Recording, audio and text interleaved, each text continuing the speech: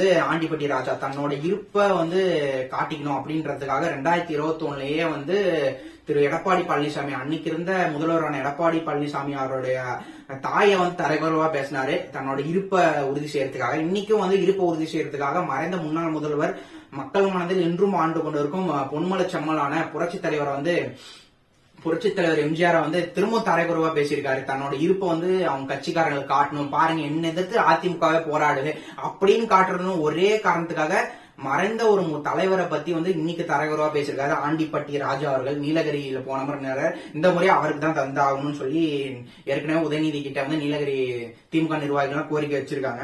அதே மாதிரி அரக்கோணம்னு எடுத்தீங்கன்னா ஜெகத் ரட்சகன் சமீபத்துல இடி ரைட்லயே திமுக சிக்கி தவிக்குது.